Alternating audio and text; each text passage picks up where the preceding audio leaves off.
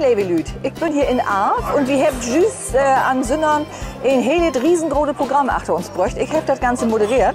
Und gestern gab das ja ob 21. Konferenz von der Plattdeutsche Freundschaft, ein Bachprogramm. Matthias Stürwold wird dort, es gibt eine Trachtengruppe, die Leute lernen sich kennen, der schnackt miteinander, der Amis, die hier sind, zusammen mit der Afterlüd und mit den ganzen anderen Lüd. Ja, und hüt dann ein Vortrag noch den anderen und die ganzen wichtigen Menschen, der Landtagspräsident, der wäre hier und der Bürgermeister Thomas Klemmer, der hat ganz viel vorgestellt und wir habt, ja, was hört über die Geschichte von Plattdüt, wie habt hört, was hüt in Platt löbt oder was mit Platt an den Schulen löbt, wie habt was hört über Klaus Groth, was habt ihr noch hört? Ach hier, was ich hier in Achtergrund hab, das gibt ein Menschen, Dr. Stamp, der hat abgeschrieben, wo viel Lüd eigentlich Wuddeln hier in Arf habt. Das sind die ganzen Normen und die Jahreszahlen, das ist enorm. Dresden habt die Lüd das mitkriegen. Ich sag mal, achtereinander pingelte Ohren, eben gibt es noch was zu eden. Und nur heute Nachmittag, also am Sonntagnachmittag, gibt es noch ein Programm, der Lüd geht nach Friedrichstadt, nach Megerdorf, nach Barmhusen. Also, und dann an Abend geht das noch wieder mit dem Barbecue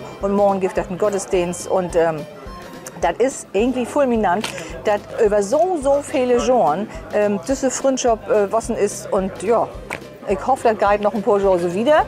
Denn das ist schon interessant, wenn du weißt, woher du stammst und wenn du auch das Plattdeutsche, das ist natürlich ein großer Vorteil, wenn du das Plattdeutsche auf diese Art und Weise pflegen kannst.